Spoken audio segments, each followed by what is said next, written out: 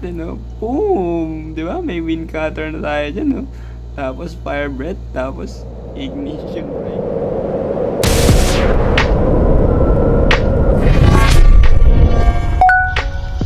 What's up, gulaman?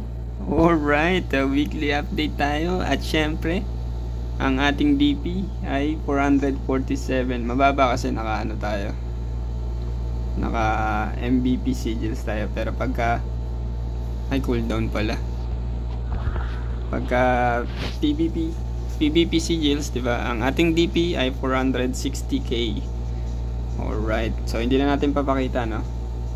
Dito na lang tayo sa stats. So ang ating stats, syempre, yan, meron tayong P attack na 1,100, 11,000 pala. Tapos attack speed 496. Tapos P damage bonus na 129%. Yan, tapos sa baba yung ating PvP damage bonus ay 2151, no? Grabe na yung PvP damage bonus natin, 2151, parang hindi F2P. Siyempre yung PvP damage reduction ko dyan ay 3-2 kasi nakaano ko eh. Yung gamit kong sigils ngayon ay pang PvE, pang MVP, di ba? Tapos ito yung mga iba nating resistance, di ba? At damage sa elemental na mga ina-upgrade natin. Yan. Check nyo na lang, di na natin na-explain, no? Alright. Tapos i-damage test natin, no? Pagka magda-damage test tayo, syempre ang damage stats dapat naka-medium, demi-human at naka-check itong abnormal status. Yan. Tapos itetest natin ng 1 minute kung ilan ba yung ating DPS. At syempre sa auto natin, ilalagay natin dyan yung malakas nating skill kasi yung ignition at yung fire dragon breath nakuha na natin, no? Boom! Di ba? May wind cutter na tayo dyan, no? Tapos fire breath, tapos ignition brake, di ba? Nakompleto kagad natin ng isang pindutan yung mga yan kaninang umaga, di ba? So ngayon next week magre-reset naman tayo ng pang ating spear. Yan, para may magamit tayo sa Nightmare Temple kasi malakas yung spear sa Nightmare Temple. Yan, so damage test natin sa 1 minute kung ilan ba yung DPS natin. Yan. Tapos kapag ka nag-Dragon Scion, isasabay natin yung Berserk, Yellowstone at Primal. Yan, Berserk, Yellowstone, Primal. Yan. So ang damage natin per second, ayan, 14M, 15M, 16M, 17M. Yan. Ito yun, 21M, di ba? 22M pa. Sumagad, 23M. Yan, pinakasagad 23M kapag ka naka-berserk. Yan.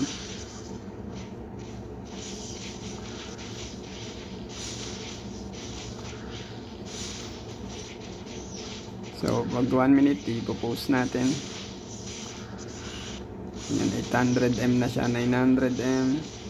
So tingin ko sa 1 minute magwa 1B ito. 58, 59, 60. Yan. So sa 1 minute meron na tayong 1B na total damage, 1 billion. Di ba? Mataas ba yan? Mababa pa yan?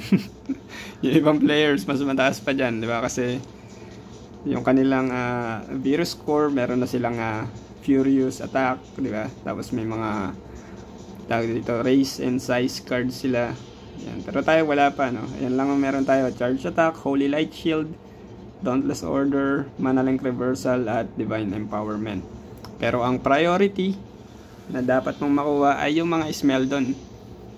Importante yung Furious Attack, top 1 yan. Siyempre ang top 2 yung Omni Chip, top 3 Charge Attack, top 4 Holy Light Shield. Tapos yung iba, bahala ka na.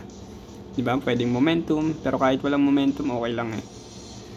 O kaya yung kung meron kang Dauntless Order na sinuwerte ka na sa Smeldon o kaya Divine Empowerment, goods yun. Yan. Alright, pero pa tayong Aftershock dito. Kaya lang, isa lang eh. One skill lang siya. Kaya hindi natin ma-equip. Yan. Tapos Nexus, no? Balik tayo sa Nexus. Labas muna tayo.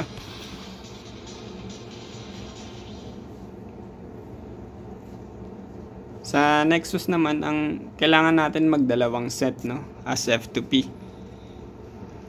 Kasi alam nyo naman ang buhay natin. Mahirap natin pagsamahin yung PvP tsaka PvE. So, kailangan natin magdalawang build. So, sa Nexus, kailangan natin ng yung mga tigi-isa lang ang i-upgrade natin yan. Yung mga isang piraso. Yan. Pag tinanggal ko yan, halimbawa, sa grid, yung mga tigi-isang piraso, meron ako dito PvE na level 5 na may PvE damage bonus siya na 125. Pero ngayon, syempre, puro PvP lang. Kaya yung aking PvP ngayon, PvP damage bonus ay 2,100, no? Pa 2,200 na pataas na yan ang pataas. Syempre pag in-upgrade pa natin tong mga ones natin tawag dito, type A component. Yan. Tapos syempre ang plano maglagay ng 5 type 5 or yung limahan.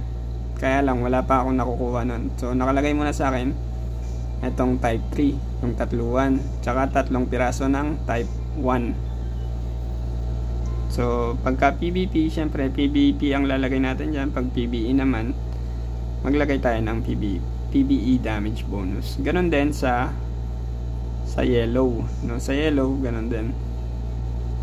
Maglalagay din tayong PvP damage reduction dito. Yan. Meron akong 125 sa PvP damage reduction. Yan, dalawa yan. Kasi yung isa wala pa tapos ayoko mag-reset, sayang yung diamonds. Kaya yan lang muna. Pero tataas pa yan baka this coming weeks or next week, diba? So inuunti-unti muna natin. Pero yung aking nebula path, no, ayan 66 na siya. Pina-level 60 ko na rin itong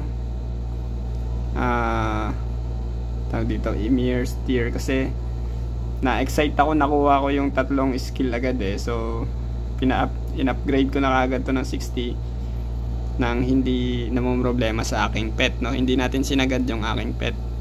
So yung mga assist pet lang yung in-upgrade ko. Tinanggal ko yung mga XP nila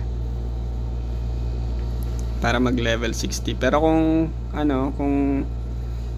yung pet nyo hindi tawag dito, mababawasan ng gusto yung experience, ay wag nyong gawin, no? Gawin nyo lang kung meron kayong maraming pet experience. Yan. Alright, tapos yun lang for our update, diba? Sana may natutunan kayo. At kung wala man or meron tayong gustong malaman pa, diba? I-update ulit natin yan next video. Alright, kita-kits next video. Bye-bye!